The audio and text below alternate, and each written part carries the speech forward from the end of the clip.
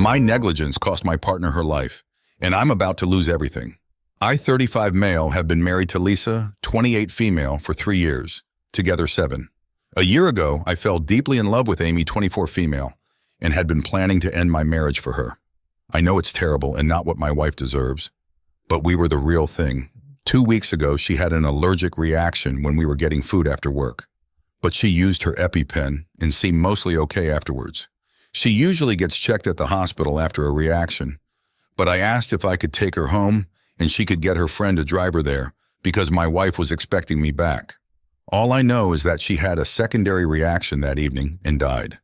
I didn't even find out about it until the following Monday through a work email. It has been eating me up ever since, and I will never forgive myself for not sacrificing an hour of my time to possibly save her. I sent some childish messages to Amy when I didn't hear from her over the weekend because I thought she was angry. I didn't take her to the hospital. I am thankful she never saw them and ashamed that I assumed the worst. Our relationship was great, and the highs far outweighed the lows, but I have always hated being ignored, and I lose my cool when it happens. It is not a regular occurrence, and I would have more than made it up to her.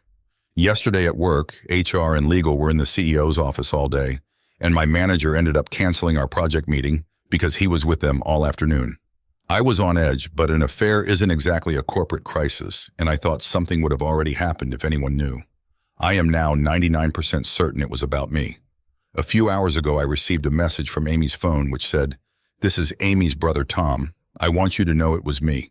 I tried to call, but it went straight to voicemail, and none of my messages have been delivered. I tried to call my manager more times than I should have, and he sent a message saying, "Please don't contact me until Monday morning. I can't discuss anything with you right now." So it looks like my universe is going to collapse.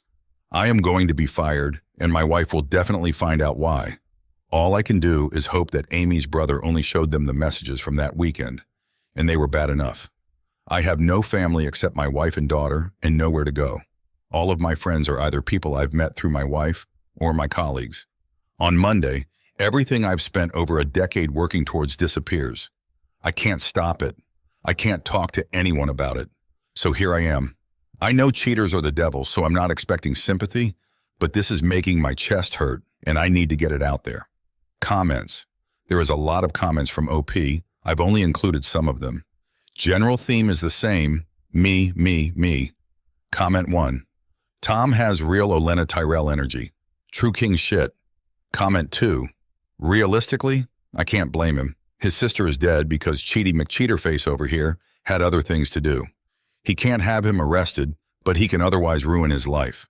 OP replied, "The absolute worst thing here isn't losing your wife, family, job, or support system. It's living with your guilt. Best of luck." Comment 3. This except the last part. Worst of luck, actually. Comment 4. Can you imagine your beautiful, sweet daughter marrying a man who she thought loved her? He made vows to her and had a child with her. Only he found a young, impressionable little thing at work who he decided was 1% better than her, and therefore was worth neglecting her and their child, cheating on her for, risking his job by getting her promotions she wasn't qualified for, and was planning to leave her for. This person was only 1% better. Your daughter. Cheated on by a POS who only thought with his d***. What would you say about that? OP replied, Amy was not a child. She was an adult woman who was capable of making decisions for herself. We had every intention of building a life together as equals. Comment 5. You're making it very clear that you were not anywhere close to be a gentleman with your mistress. You blackmailed her and threatened to blacklist her. I am going to bet you coerced her to have sexual contact. Man, was your father this shitty to his mistress as well? OP replied, those arguments went both ways, and there are plenty of messages as well as my actions which show I treated her extremely well. Why would she commit to building a life with me if I was horrible to her? She had all the power. Comment 6. You threatened to blacklist her. You had all of the power. OP replied, she had months and months of evidence of our relationship, including intimate images of us together. I may have been higher up at work, but it is completely fair to say she was the one with the power. My life is about to be ruined, and she could have pulled that trigger anytime she wanted. I also didn't actually threaten her. It was a stupid comment about what would happen if our relationship came out, as well as another I incorrectly believed she was having. It's not exactly a threat to remind someone that sleeping with multiple managers in a niche industry isn't a smart career move if it comes out. Comment 7. You threatened her. You intimidated her. You were willing to take her down to save yourself. She was in no danger beyond losing her job if this came out. You, on the other hand, would lose it all in your industry. You will never be trusted. Do you know why she didn't come clean? Because she trusted that you would have left Lisa for her. If you left Lisa and got together with your mistress, it all would have come out anyway. You're so worried about your life, but what the two lives you are about to completely ruin. OP replied, you seriously think losing her job is the worst thing that would have happened if it came out she had a habit of sleeping with managers to get where she was? Her career would have been over right there with mine. Just because I was more senior in the business, it doesn't mean I was in a position of power. She could have taken us both down just like I could have. We were on completely equal footing. You're desperate for her to be some weakling who just mindlessly went along with it all.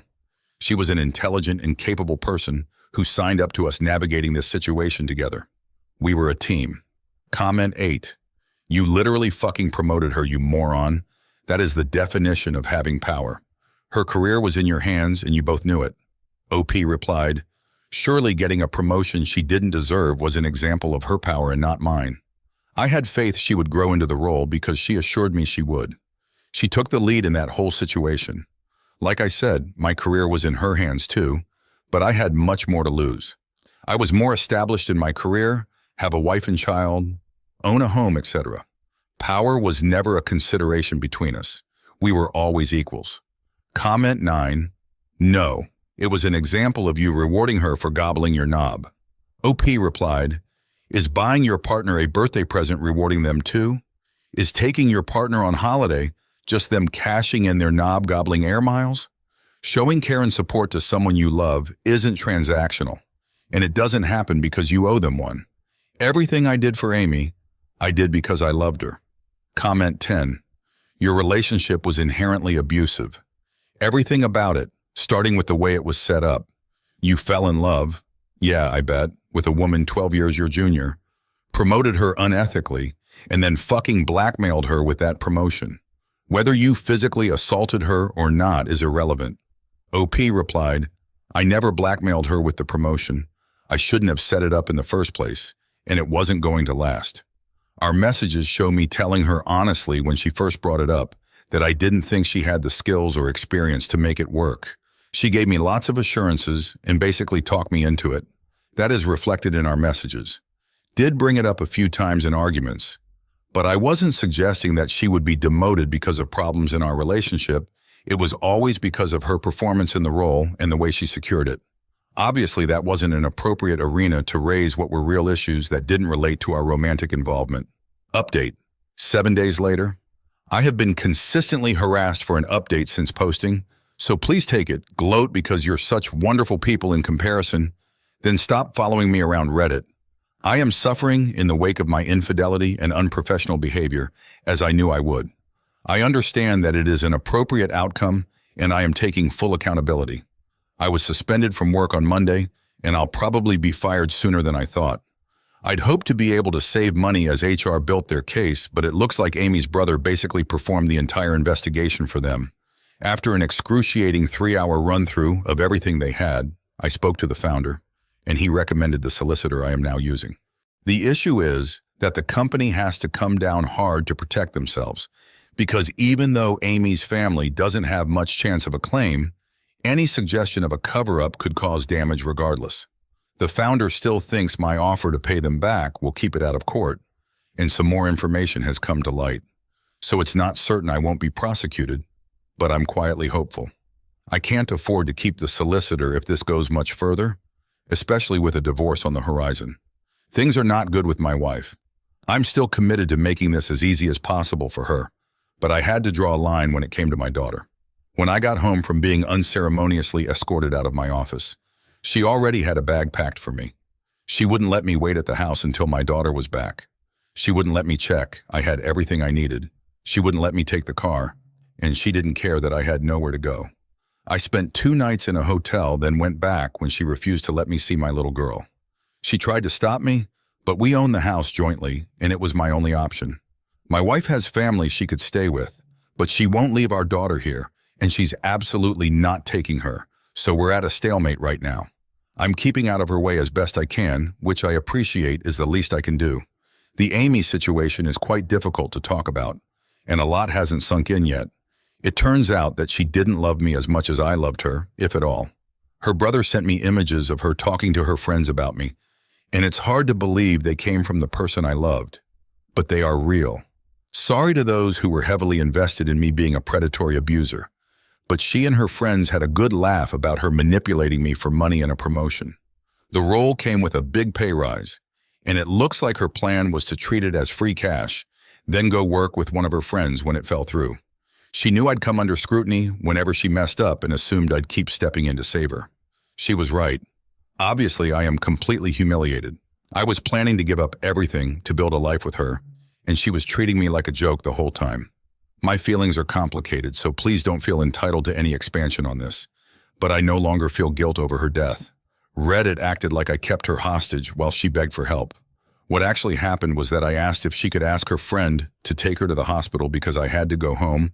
She said that was fine because she needed to get some clothes back from her anyway, and I dropped her off as normal. Ultimately, she was an adult who had a better understanding of her medical needs than I did. I still don't know what happened between us saying goodbye and her death, but whatever it was, it had nothing to do with me. I'm sorry for her family's loss, but I bear no responsibility for her passing. After Amy's messages to her friends were passed around, a few people quietly reached out with words of support. I assumed everyone would write me off like Reddit did, as an abuser and predator. Now it's clear that Amy was using me. They see me as a fool who had then lost it all. It's beyond humiliating, but I have learned I'd rather be pitied than despised, and it improves my legal position with work. They're small mercies, but I'll take what I can get. I remain filled with regret, and I will have learned many lessons by the time I get through this. I may have been deceived, but I am a grown man who made my choices, and I take full responsibility for them. Long story short, I am currently suspended from work, but will certainly be fired. It's unclear whether I am in serious legal trouble. My wife and I are not navigating the end of our relationship brilliantly, but for my daughter's sake, we will get better. Amy turned out to be a better manipulator than she was a project manager, and her brother outed her whilst trying to ruin me. Life is deservedly hard right now, but I'm working through it. Comments. Comment 1. The founder still thinks my offer to pay them back will keep it out of court. So did you steal money from your company on top of abusing your authority at work? OP replied, my expense account largely funded my relationship with Amy. It wasn't unusual in the company we worked at, but now there is a potential scandal. They're suddenly shocked and appalled by my actions. Comment 2. He was using company funds to fund all of their little trips. So he's hoping if he pays back the funds he embezzled, they won't file suit. He plotted how to cover it up in his many text messages to his soulmate buffoon. Comment 3. Boy, he sure is all kinds of stupid, isn't he? Comment 4. But you don't understand.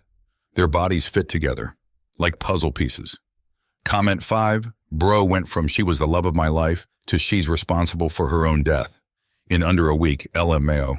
This post reads exactly like how I imagined it would. Comment 6. I want to make this as easy as possible on my wife, but also in refusing to leave our house so she has to see me, the person that was planning on leaving her, and imploded our lives, because I didn't think through inevitable consequences. There is lots of gems from OP. I have certain legal rights I was willing not to use in order to make this easier for my wife to navigate, which is absolutely appropriate given that my actions caused the entire problem.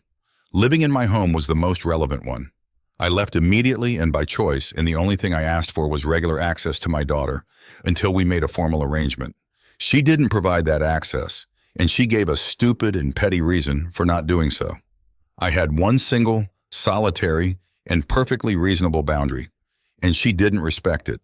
Now I use the right I always had to live in the house I own. I understand that I'm not exactly in a sympathetic position, but if you're a genuinely reasonable person, I don't think this is one for the reasons OP is a bad person list. I didn't refuse to leave the house. I left willingly and immediately and had no intention of going back, despite the fact that I own the home jointly. I had one condition, and it was completely reasonable that I be allowed to spend time with my daughter regularly. My wife declined, so I was left with two choices. Go without seeing my daughter indefinitely, or move back into the house I have every right to occupy. Easiest decision I've ever made. In short, no. My wife and her feelings are entirely separate from our daughter. I made it clear I didn't expect access to our home, that I would only contact her about our daughter, and that as long as I had reasonable, unrestricted access, she would remain in the driving seat throughout this whole process. She fell at the first hurdle and denied me access, so things have changed, and I make no apology for that. My solicitor told me very early that being completely truthful would benefit my case. Do you know what I did in response to that? I was completely truthful because it was made clear to me that it would make my life easier. My wife was basically told the thing, only me seeing my daughter is what would have put her in the best position. She chose to go against that, and now she's living with the results of that. I am not going to be vindictive at any point here, because I am well aware that the situation is largely of my own making, but I am going to make it extremely clear that my child will not be weaponized against me. My wife's discomfort is not a consideration in this one very specific area. Comment 7. Actually curious. Why do you think your wife should trust you with your daughter? Should she not be concerned after having her entire world turned upside down by you? OP replied, you're asking the wrong question. She doesn't have to trust me with my daughter because she is not the sole decision maker on that front. If she had genuine concerns about me being around our child, she could launch an emergency petition for sole custody. She won't though, because she knows she doesn't have a leg to stand on. Again, being a bad husband doesn't make me a bad father. Hit subscribe, ring the bell, and if you enjoy, smash that like button.